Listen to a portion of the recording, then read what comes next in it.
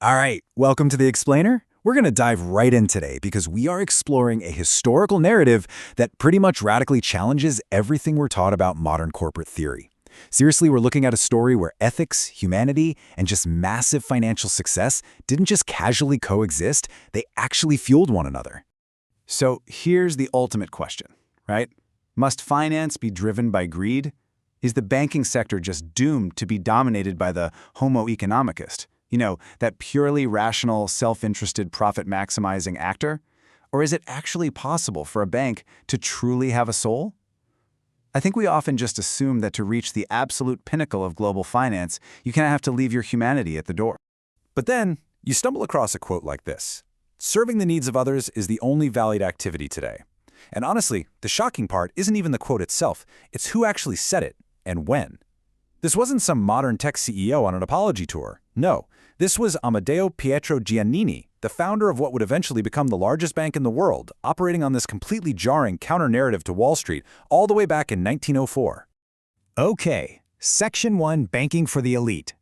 To really grasp why Giannini's philosophy was such a massive shock to the system, we have to set the stage with the exclusionary reality of the financial landscape in the early 1900s.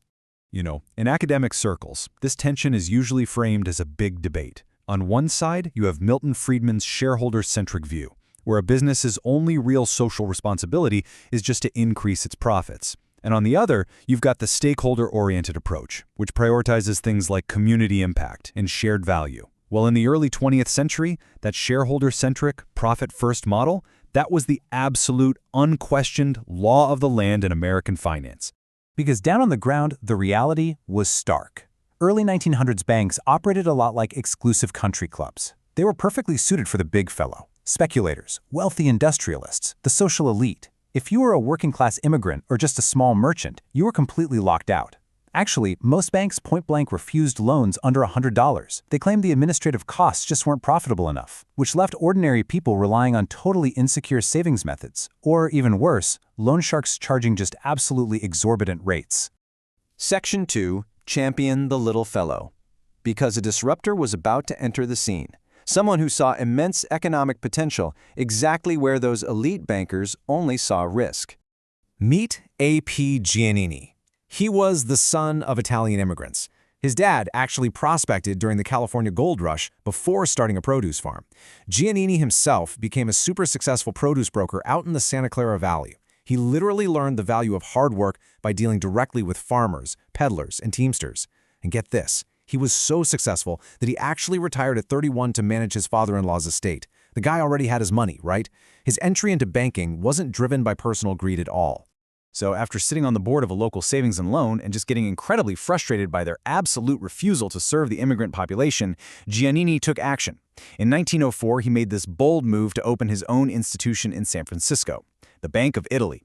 His explicit mission was to serve the little fellow, the immigrants, the farmers, and those small merchants that the elites completely ignored. He didn't look at the poor as a liability. He looked at them as co-creators of value. Which brings us to Section 3, the 1906 earthquake test. Any grand philosophy sounds amazing on paper, sure, but let's look at the ultimate crucible moment, where Giannini's unorthodox model was put to a literal trial by fire. Picture this, it's 1906 and a massive earthquake and fires have completely devastated San Francisco. While other big banks were just letting their vaults overheat, which meant they couldn't even be open for weeks without the contents bursting into flames, Giannini acted fast. He literally hid his bank's cash and gold under a pile of vegetable scraps in a garbage wagon and got out of the fire zone to his home in rural San Mateo. But while all his competitors were just totally paralyzed, Giannini came right back to the smoldering city, set up a wooden plank across 2 barrels right in the street, and immediately started lending money so people could rebuild. And this right here is where his philosophy truly shines. He was handing out what we now call character-based loans. He wasn't asking for collateral. People had just lost literally everything in the fire. Instead, he evaluated borrowers by looking at the calluses on their hands. He saw that as proof of hard work and integrity, making loans on a simple handshake. And the result? According to Giannini, every single one of those loans was repaid. It's just a brilliant illustration of fide fraternitas, trust and fraternity in action. Section 4. The Branch Banking Revolution. Because Giannini didn't just stop at that single bank in San Francisco. He wanted to scale this entire community-focused philosophy. He kicked off a really rapid, intentional democratization of finance. He founded the bank in 1904, then jumped on some new legislation to open his first branch in San Jose in 1909. By 1911, he's starting a school savings program to teach kids financial literacy. And in 1921, right after women won the right to vote, he established the Women's Bank, managed by women to empower female clients. He was just constantly figuring out ways to bring marginalized groups into the financial system. So what's the underlying logic of all this branch expansion? Giannini realized that by pulling capital statewide, a massive centralized bank could actually provide small, remote, rural towns with the exact same metropolitan trust and security services that only the wealthy enjoyed in the city. He called this concept everywhereness. Basically, he was turning money from this sort of frozen energy into a flowing, dynamic resource for communal benefit.